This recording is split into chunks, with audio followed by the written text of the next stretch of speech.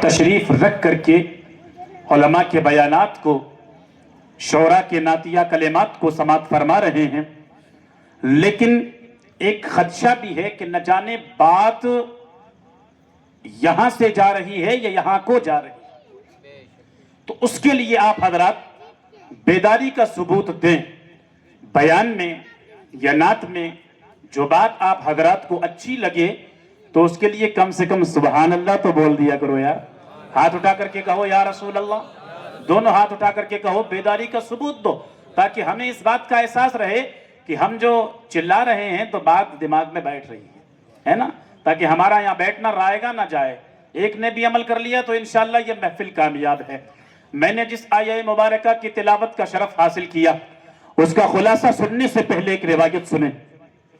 حضرت عمر فاروق اعظم رضی اللہ تعالی عنہ کا دور خلافت، ایک شخص اپنے نافرمان بیٹے کو لے کر کے عمر بن خطاب کی بارگاہ میں حاضر ہوا اور حاضر ہو کر کے عرض کرتا ہے کہ حضور یہ میرا بیٹا میری نافرمانی کرتا ہے، میرا کہنا نہیں مانتا۔ اتنا سننا تھا، حضرت عمر فاروق اعظم کو جلال آ گیا۔ آپ نے بیٹے کی طرف مخاطب ہو کر کے اسے ڈانٹتے ہوئے فرمایا، کیا تم نہیں جانتے کہ اسلام کے اندر والد کے کتنے زیادہ حقوق ہیں؟ یہ کہہ کر کہ آپ نے والد کے حقوق، والدین کے حقوق گنوانے شروع کر دیے۔ جب آپ حقوق گنوا کر کے خاموش ہوئے تب بیٹے نے عرض کی کہ امیر المؤمنین یقیناً اسلام کے ماں باپ کے حق تو ہیں، کیا اولاد کے بھی کچھ حق ہیں؟ حضرت عمر فاروق اعظم نے فرمایا بالکل اولاد کے بھی حق ہیں۔ سب سے پہلے والد پر اولاد کے لیے حق یہ ہے کہ وہ ایک نیک عورت سے نکاح کرے تاکہ اولاد کو ماں کے سبب شرمندگی کا سامنا نہ کرنا پڑے۔ جب اولاد نصیب ہو جائے تو پھر اس کا اچھا نام رکھے، اور جب وہ کچھ بولنے کے قابل ہو جائے تو اسے کتاب اللہ یعنی قرآن کا علم سکھائے۔ تب اس بیٹے نے کہا کہ اے امیر المؤمنین، میرے باپ نے ان تینوں کاموں میں سے ایک کام بھی نہیں کیا۔ انہوں نے میرا نام جعلا رکھا جس کا معنی ضدی اور جھگڑالو ہوتا ہے، اور مجھے قرآن کی ایک آیت بھی نہیں سکھلائی۔ تو حضرت عمر بن خطاب اس کے باپ کی طرف مخاطب ہوئے اور اس سے کہا کہ تم تو یہ کہہ رہے تھے کہ بیٹا نافرمان ہے، حالانکہ پہلے تم نے نافرمانی کی، اٹھو اور مجھ سے دور ہو جاؤ۔ عزیزان ملت اسلامیہ، اس واقعے میں غور فرمائیے، اس واقعے میں کتنی عبرت ہے۔ یہ ایک واقعہ ہمارے بہت سارے گھروں کی عکاسی کر رہا ہے۔ کتنے والدین ہیں جو اولاد کی نافرمانیوں سے پریشان نظر آتے ہیں۔ اولاد جوان ہو گئی تو ماں باپ کو چڑھاتی ہے، ماں باپ کا دل دکھاتی ہے، ماں باپ کو ستاتی ہے۔ امیدیں باندھی گئی تھی کہ بیٹا جوان ہو کر کے بڑھاپے کا سہارا بنے گا، لیکن یہ تو ذلت و رسوائی کا سبب بن گیا۔ کتنے نوجوان ہیں جو اپنے والدین کو اولڈ ہاؤس میں چھوڑ کر کے آ جاتے ہیں۔ کتنے نوجوان ہیں جو اپنے ماں باپ کی زندگی سے پریشان نظر آتے ہیں، کہ جب اپنے دوستوں کے درمیان بیٹھتے ہیں تو اپنے باپ کو نہایت کی حقارت والے القابات، بھٹا، کھوسٹ وغیرہ کہہ کر کے پکارتے ہیں۔ کتنے نوجوان ہیں جو اپنے ماں باپ کو ستاتے ہیں۔ کتنے والدین ہیں جو اولاد کی وجہ سے جیلوں میں سڑ رہے ہیں۔ بلکہ اور تو کیا قیامت ہوگی کہ اولاد اپنے ماں باپ کو مارتی ہے۔ آئے دن آپ حضرات سوشل میڈیا کیوں یوز کرتے ہیں؟ اخبارات میں خبریں پڑھتے ہوں گے کہ بیٹے نے باپ کا قتل کر دیا، بیٹے نے اپنی ماں کا گلا گھونٹ دیا۔ اللہ اکبر، یہ انتہائی ظلم ہے۔ اللہ نے تو قرآن میں یہاں تک ارشاد فرمایا فَلَا تَقُلْ لَهُمَا اُفٍّ وَلَا تَنْهَرْهُمَا، ہر اولاد کو یہ حکم دیا گیا کہ اپنے ماں باپ کو اف تک نہ کہنا، انہیں نہ جھڑکنا۔ پتہ کیا چلا؟ جب والدین کو اف تک کہنے سے منع کیا گیا تو والدین کا دل دکھانا، انہیں گالیاں دینا، انہیں برا بھلا کہنا اور ان کو مارنے کی کتنی سخت وعید ہوگی۔ عزیزان ملت اسلامیہ، کہنے کا مقصد یہ ہے کہ والدین کے حقوق بہت زیادہ ہیں، اتنے زیادہ کہ بندہ پورا نہیں کر سکتا۔ حدیثوں میں بتایا گیا کہ ماں باپ اولاد کے لیے جنت بھی ہے، یہی ماں باپ اولاد کے لیے جہنم بھی ہے.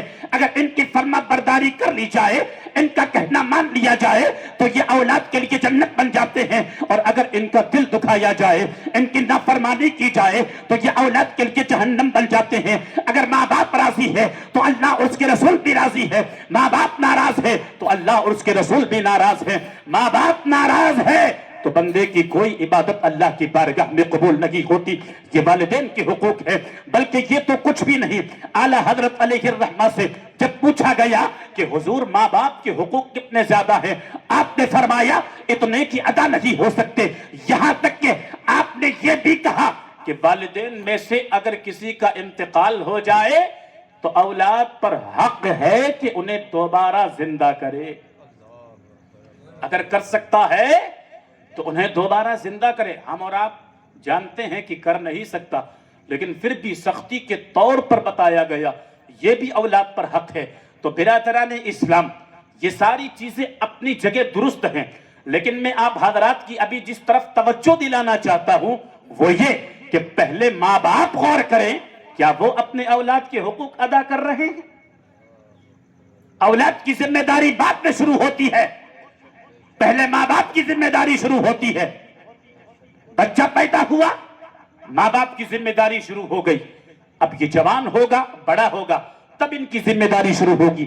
پتا کیا چلا, پہلے ماں باپ کی ذمہ داری ہے کہ وہ اپنی اولاد کی اچھی تربیت کر رہے ہیں کہ نہیں.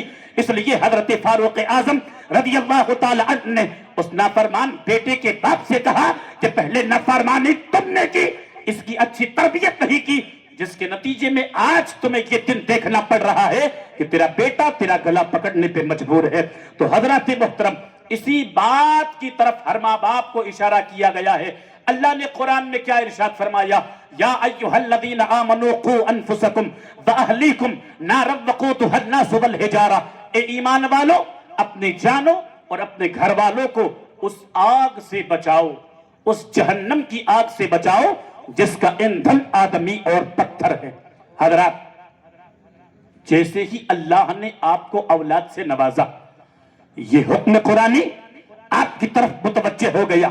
اب ہمیں یہ غور کرنا ہے کہ ہم نے اس حکم قرآنی کو مانا, کیا ہم اپنی اولاد کی اچھی تربیت کر رہے ہیں, کیا ہم اپنی اولاد کو دین کی تعلیمات کی جانب متوجہ کر رہے ہیں, کیا ہم اپنی اولاد کو نمازوں کی محبت سکھا رہے ہیں, کیا ہم اپنی اولاد کو اپنے نبی کی سنتوں پر چلنے کی عمل کرنے کی ترغیب دلا رہے ہیں, کیا ہم اپنی اولاد کو قرآن کریم کی محبت کے جام پلا رہے ہیں, کیا ہم اپنی اولاد کو اپنے بزرگان دین کے واقعات سنا رہے ہیں.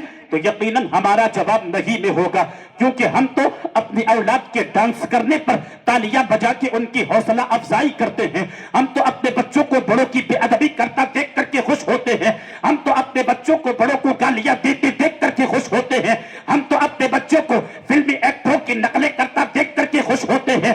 ہم تو اپنے بچوں کو گانا گاتے اور سنتے دیکھ کر خوش ہوتے ہیں. حالانکہ ہمیں یہ چاہیے کہ اپنی اولاد کی دنیا بہتر بنانے کے ساتھ ساتھ ان کی آخرت بہتر بنانے کی کوشش کریں. اگر آج ہم نے اپنی اولاد کی اچھی تربیت نہیں کی, آج اگر ہم نے ان کو جو ہے قرآن کا علم نہیں سکھایا, فرض علوم سے انہیں واقف نہیں کروایا, ہمارا بچہ پڑھتا کہاں ہے, جس ادارے کے اندر یہ پڑھتا ہے اس کا نصاب کیسا ہے, وہاں اسے کیا پڑھایا جاتا ہے, گھر والوں کے ساتھ اس کا رویہ کیسا ہے, باہر والوں کے ساتھ اس کا اٹھنا بیٹھنا کیسے کن کے ساتھ ہے. اگر ان چیزوں پر ہم نے بچپن میں غور نہیں کیا تو بڑے ہو کر کے ہماری اولاد ہمارے ساتھ وفا کرے گی, ایسا ہرگز نہیں ہو سکتا.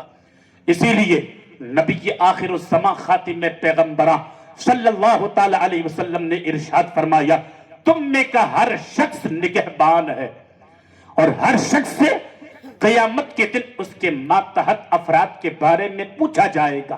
بادشاہ اپنی رعایا کا نگہبان ہے, اس سے قیامت کے دن سوال ہوگا.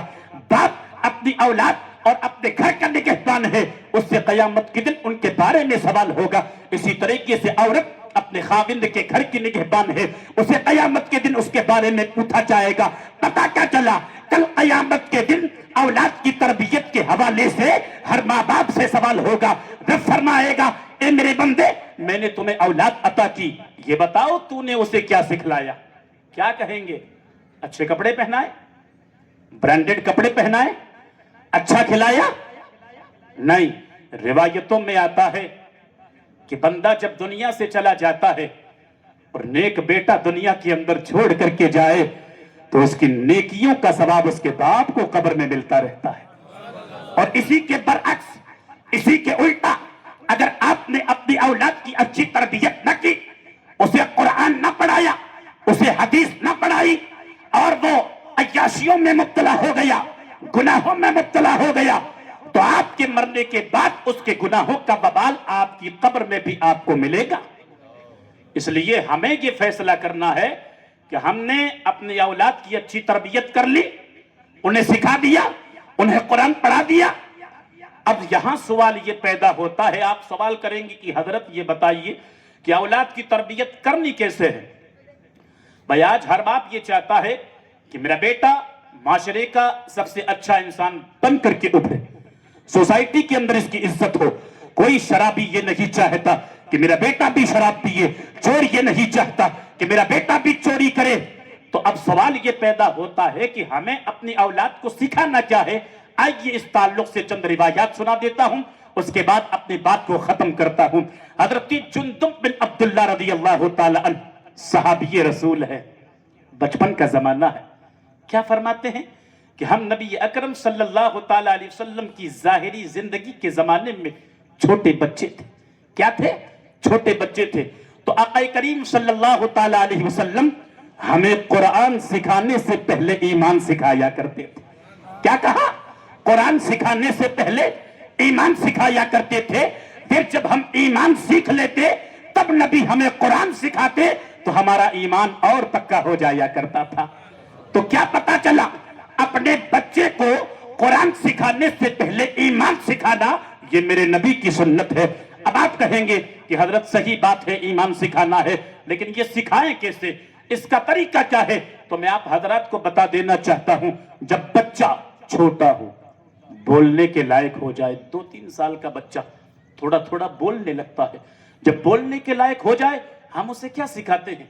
बाप का नाम लेना, गाना गाना, माँ का नाम लेना? नहीं। जब बच्चा थोड़ा बोलने के काबिल हो, आप उसे कलिमा शरीफ पढ़ना सिखाएं, अल्लाह का नाम सिखाएं, बच्चे को प्रैक्टिस करवाएं, एक्सरसाइज करवाएं, बचपन ही में उसे कलिमा याद कराएं कि बेटा पढ़ ला इलाहा इल्लल्लाह मुहम्मदुर रसूलुल्लाह। कलमे का तर्जुमा बताए कि बेटा अल्लाह के सिवा कोई इबादत के लायक नहीं है। ये पेशानी अगर कहीं झुकेगी तो रब की बारगाह में झुकेगी, उसके अलावा कहीं नहीं झुकेगी। और हजरत मोहम्मद सल्लल्लाहु ताला अलैहि वसल्लम अल्लाह के प्यारे रसूल हैं। ये बचपन में सिखाने की बातें हैं। आप अपने बच्चों को कलमे का विर्द सिखाएं, उसकी एक्सरसाइज करवाएं। अपने बेटे को प्रैक्टिस के तौर पर सवाल करें कि बेटा तुझे किसने पैदा किया? तुझे अल्लाह ने पैदा किया है। बेटा रोजी कौन देता है? अम्मी देती है, अब्बू देते हैं? नहीं, रिस्क हमें अल्लाह रब्बुल इज्जत देता है। बेटा अगर हम बीमार हो जाएं तो हमें शिफा कौन देता है? डॉक्टर देता है, दवा देती है? नहीं, बीमारी भी अल्लाह देता है, शिफा भी अल्लाह इनायत फरमाता है। और अपने बच्चों को बचपन ही में प्रैक्टिस करवाए कि बेटा हजरत मोहम्मद सल्लल्लाहु ताला अलैहि वसल्लम अल्लाह के आखिरी नबी हैं, उनके बाद क़यामत तक कोई नया नबी नहीं आएगा। तमाम सहाबाए किराम जन्नती है, नबी के घर वाले अहले बैत अतहार ये हमारे सरों के ताज है, हमारे दिलों पर उनका राज है। और ये जो अल्लाह वाले होते हैं, अल्लाह के बरगुज़ीदा बंदे होते हैं, इनका अदब एहतराम दिल से बजा लाना चाहिए। ये है ईमान सिखाना। ये क्या है? ये है ईमान सिखाना। इन बातों की प्रैक्टिस कब करवानी है? जब बच्चा बोलने के काबिल हो जाए। लेकिन माँ जो है अफसोस के साथ ये कहना पड़ रहा है कि हम लोग तो इमाम लोग हैं, निकाह पढ़ाना पड़ता है। 25 साल का मुसलमान, निकाह पढ़ने से पहले मामूल क्या है? कलमा पढ़ाया जाता है, एक एक लफ्ज बोल करके पढ़ो ला इलाहा इल्लल्लाह मुहम्मदुर रसूलुल्लाह। एक एक लफ्ज बुलवाते हैं, उसके बावजूद 25 साल के नौजवान को पहला कलमा पढ़ना नहीं आता और हम अपने आप को मुसलमान कहलाते हैं। यार 25 साल के हो गए, हमें कलमा पढ़ना नहीं आता।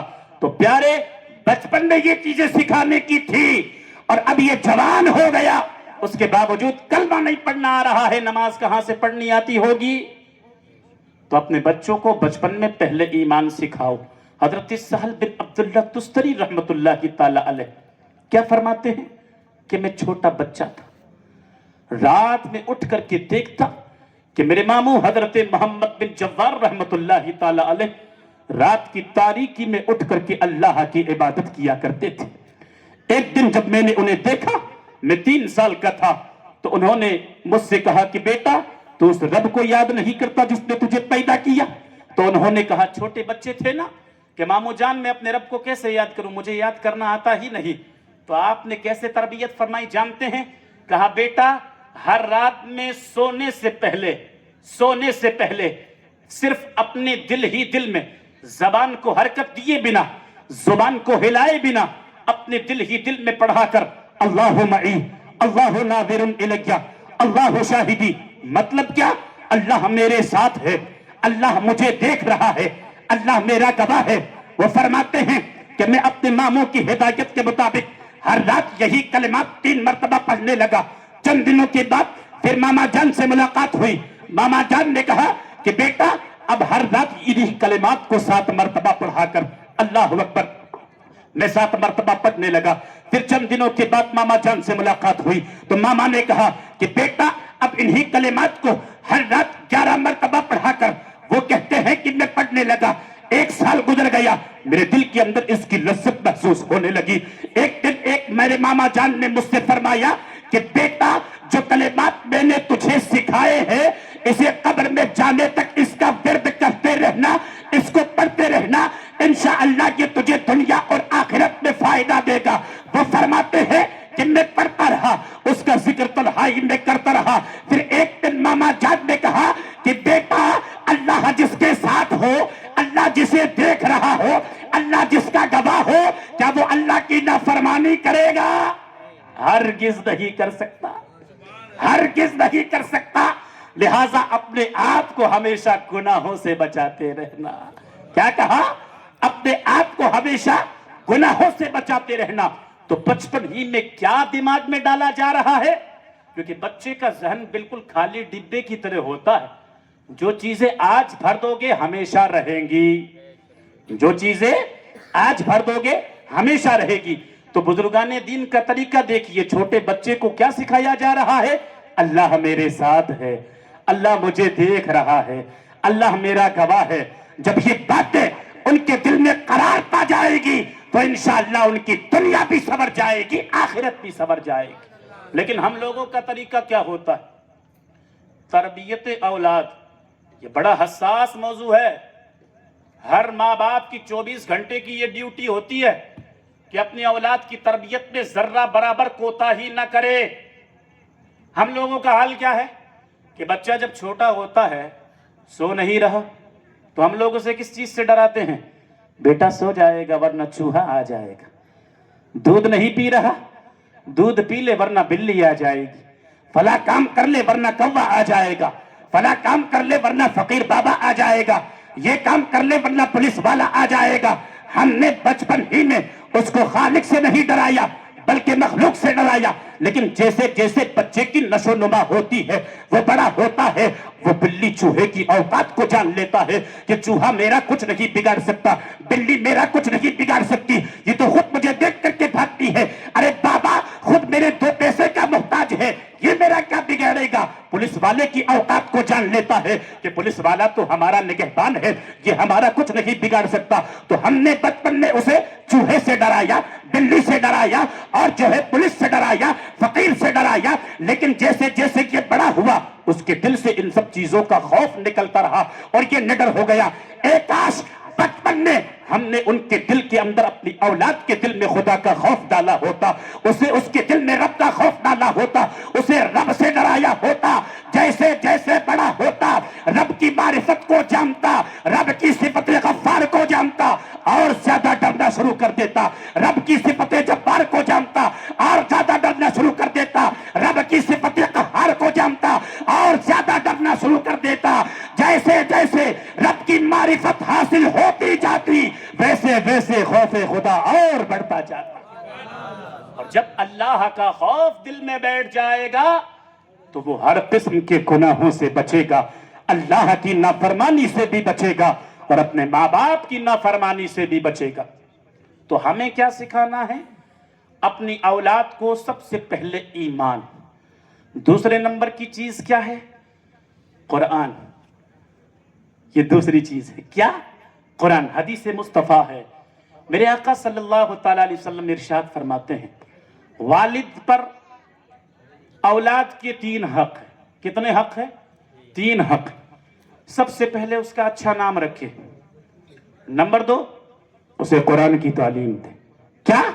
قرآن کی تعلیم۔ نمبر 3 جب بڑا ہو جائے تو اس کا نکاح کر دے۔ تو سب سے پہلا حق کیا بتایا؟ اچھا نام رکھنا ہے۔ اولاد کا کیا نام رکھنا ہے؟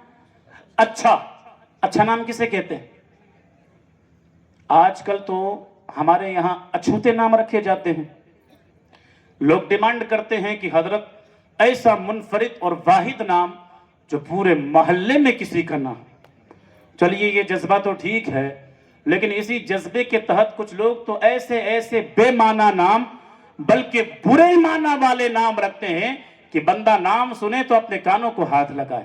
یاد رکھو، ہر ماں باپ پر اپنی اولاد کا اچھا نام رکھنا یہ سب سے پہلا حق ہے۔ نبی کریم صلی اللہ تعالیٰ علیہ وسلم کے یہاں جب آپ کے شہزادے حضرت ابراہیم رضی اللہ تعالیٰ عنہ کی ولادت ہوئی، حضور کے بیٹے کی ولادت ہوئی، تو آقا کریم صلی اللہ تعالیٰ علیہ وسلم نے اپنے بیٹے کا نام ابراہیم رکھا۔ اپنے بیٹے کا نام ابراہیم رکھا اور نام کے انتخاب کی وجہ بھی ساتھ میں بیان فرما دی کہ میرے باپ ابراہیم علیہ السلام کے نام پر میں نے اپنے بیٹے کا نام ابراہیم رکھا ہے۔ پتہ کیا چلا؟ آقا کریم صلی اللہ تعالیٰ علیہ وسلم ہم غلاموں کو یہ درس دے رہے ہیں کہ اے میرے غلاموں، جب میں امام الانبیاء ہو کر کے اپنی اولاد کا نام نبیوں کے نام پر رکھ رہا ہوں تو تم بھی اپنی اولاد کا نام بزرگان دین کے نام پر رکھا کرنا، اولیاء اللہ کے نام پر رکھا کرنا، صحابہ کرام اور اہل بیت اطہار کے نام پر رکھا کرنا۔ ارے اپنے بچوں کا نام محمد رکھو، اپنے بچوں کا نام ابو بکر رکھو، عمر رکھو، عثمان رکھو، علی رکھو، معاویہ رکھو، سعید، سعد، طلحہ، زبیر رکھو۔ جب آپ اپنی اولاد کا نام ان مبارک ہستیوں کے نام پر رکھو گے تو آپ کی اولاد کو 2 بڑے فائدے حاصل ہوں گے۔ ایک تو اس نام کی برکتیں میسر آئے گی، اور نمبر 2 جس ہستی کے نام پر نام رکھو گے ان کا روحانی تعلق آپ کے بچے کے ساتھ وابستہ ہو جائے گا۔ لہذا سب سے پہلا حق اولاد کا نام اچھا رکھو، کیونکہ نام کا اولاد پر بڑا گہرا اثر ہوتا ہے۔ اور دوسری چیز، بس لاسٹ بات بول کر کے اپنے بیان کو ختم کرتا ہوں، دوسری چیز کیا بتائی؟ قرآن سکھانا ہے۔ کیا بتایا؟ قرآن سکھانا۔ یہ سکھانے کی بات ہو رہی ہے صاحب، صرف پڑھنا نہیں۔ ہم لوگ پڑھتے ہیں وہ بھی رسمن، امام صاحب کے پاس جائیں گے، بچوں کو بھیج دیں گے، قرآن ناظرہ پڑھنا اسے آ گیا، اس کے بعد ہم نہال ہو جاتے ہیں کہ ہمارا بچہ تو 10 منٹ میں پارہ پڑھ لیتا ہے، کو کہتا ہے میرا بچہ 15 منٹ میں پارہ پڑھ لیتا ہے، جبکہ صحیح ڈھنگ سے حافظ قرآن بھی نہیں پڑھ پاتا ہے، انگلی پھیرتا ہے، وہ یہ نظریں دوڑاتا ہے۔ لیکن یہاں پر حضور نے کیا کہا؟ قرآن سکھانا، سیکھنے کی بات ہو رہی ہے۔ اور بدقسمتی سے ہماری توجہ اب قرآن سے ہٹتی جا رہی، ہم ادھر ادھر کی بہت ساری چیزیں سکھلا دیں گے، طرح طرح کے ڈپلوما اور کورسز کرا دیں گے، نہ جانے کیا کیا، لیکن قرآن اپنی اولاد کو نہیں سکھاتے۔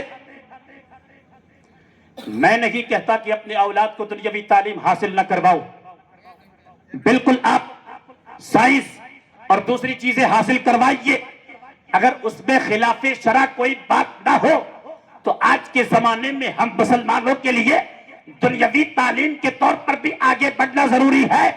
لیکن آپ اس بات کو اپنے ذہن میں بٹھا لیجئے کہ ہم مسلمان ہیں، مسلمان، اور مسلمان کے لیے سب سے پہلی چیز ہے قرآن کا سیکھنا، ورنہ اسٹیج پر علماء موجود ہے۔ آپ حضرات بھی رات دن دیکھ رہے ہوں گے کہ ہمارا بچہ، ہم اس کو قرآن کی تعلیم نہیں دیتے، فقط دنیاوی تعلیم حاصل کرتا ہے، بہت زیادہ حاصل کرتا ہے، 10 سال تک پڑھتا ہے، ڈاکٹر بن جاتا ہے، انجینئر بن جاتا ہے، اور جو ہے بڑا افسر بن جاتا ہے، اتنا پڑھتا ہے کہ پڑھ لکھ کر کی مرتد ہو جاتا ہے، اسلام سے ہی پھر جاتا ہے اور ملحد ہو جاتا ہے۔ آج کل یہ فتنے بہت زیادہ پائے جا رہے ہیں، ہمارے بچے ان فتنوں کی طرف بڑھ رہے ہیں۔ کوئی مرتد ہو گیا، مرتد اسے کہتے ہیں کہ اسلام سے پھر گیا۔ کبھی ان کو داڑھی پر اعتراض ہے، کبھی ان کو پردے پر اعتراض ہے، کبھی ان کو 3 طلاق پر اعتراض ہے، کبھی دوسری چیزوں پر اعتراض ہے۔ کیوں؟ اس وجہ سے کہ اس نے قرآن پڑھا ہی نہیں، اسلام کو جانا ہی نہیں، اور خدا ہی کا انکار کر بیٹھے، خالق کا انکار کر دیا، ملحد ہو گئے۔ تب کیا ملا آپ کو؟ تو عزیزان ملت اسلامیہ، ضرور اگر اللہ نے آپ کو اولاد سے نوازا ہے، 4 بچے آپ کے ہیں، تو میں آپ سے ہاتھ جوڑ کر کے ریکویسٹ کروں گا، اگر ان فتنوں سے مقابلہ کرنا ہے، ایک اپنے بچے کو عالم دین بنا دیجئے، ایک اپنے بچے کو عالم بنا دیجئے، کیونکہ اس فتنوں بھرے دور کے اندر وہ آپ کے گھر کے ایمان و عقیدے کی حفاظت کرے گا۔ ایک کو حافظ قرآن بنا دیجئے۔ لیکن یاد رکھیں، بقیہ جو 2 بچے ہیں جن کو آپ ڈاکٹر انجینئر بنانا چاہتے ہیں، دنیاوی لائن کی طرف لے جانا چاہتے ہیں، انہیں خالص دنیا دار بنانے کی فکر آج کے بعد سے ختم کر دیجئے۔ آج کے بعد سے یہ ذہن بنا لیجئے کہ بچہ ڈاکٹر ضرور ہوگا لیکن ساتھ میں قرآن کی تلاوت کرنے والا بھی ہوگا، بچہ انجینئر ضرور ہوگا لیکن اسے حلال و حرام کی تمیز بھی ہوگی۔ اگر یہ ذہن ہے تو اپنے بچوں کو آپ ڈاکٹر بھی بنائیے، اپنے بچوں کو انجینئر بھی بنائیے، اور چاہتے ہیں کہ اپنے بچے کو حافظ قرآن بنائے، چاہتے ہیں کہ کل میدان محشر میں جنت میں جانے سے پہلے یہ اللہ کی بارگاہ میں عرض کرے کہ مولا مجھے جنت اس وقت تک مت دینا جب تک میرے ماں باپ کو جنت میں داخل نہ کر۔ اگر یہ نیت ہے تو اپنے بچے کو حافظ قرآن بنائیے، اور چاہتے ہیں کہ اپنے بچے کو عالم دین بناؤ، کل قیامت کے دن 7 پشتیں، کتنی؟ 7 پشتیں، 7 پیچھے 7 آگے، ان کو اگر جنت میں لے جانا چاہتے ہیں تو اپنے بچے کو عالم دین بنائے، اپنے بچے کو عالم دین بنائے۔ تو میری پوری تقریر کا خلاصہ یہ ہے کہ اپنی اولاد کی اچھی تربیت کر کے جائیں، اچھی تربیت کر کے جائیں گے، نمازی بنا کر کے جائیں گے، قرآن کا پڑھنے والا بنا کر کے جائیں گے۔ جب وہ ہر روز آپ کے لیے نمازوں میں دعا کرے گا، رب اجعلنی مقیم الصلاة ومن ذریتی ربنا وتقبل دعا ربنا اغفر لی ولوالدی وللمؤمنین یوم یقوم الحساب، جب وہ ہر روز یہ دعا مانگے گا تو اس کی دعا جو ہے بیکار نہیں جائے گی، بلکہ اس کی اس دعا سے خود اس کی ذات کو، اس کے ماں باپ کو اور تمام مومنوں کو نفع پہنچے گا۔ حدیث پاک میں آتا ہے کہ اللہ رب العزت جنت میں ایک بندے کے درجے کو بلند فرمائے گا۔ کیا فرمایا؟ اللہ رب العزت جنت میں ایک بندے کے درجے کو بلند فرمائے گا۔ وہ عرض کرے گا کہ مولا یہ مرتبہ مجھے کیسے ملا ہے، یہ درجہ مجھے کیسے ملا، کس کے سبب ملا؟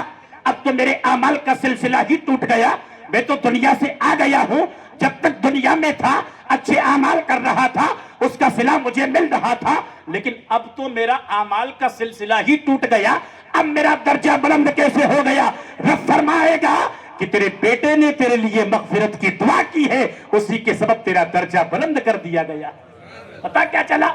کہ اگر اولاد نیک ہوگی، وہ زمین کے اوپر اللہ کی بارگاہ میں اپنے ماں باپ کے لیے دعائیں مانگے گی، اللہ رب العزت زمین کے نیچے ان کے ماں باپ کے درجات کو بلند فرما دے گا۔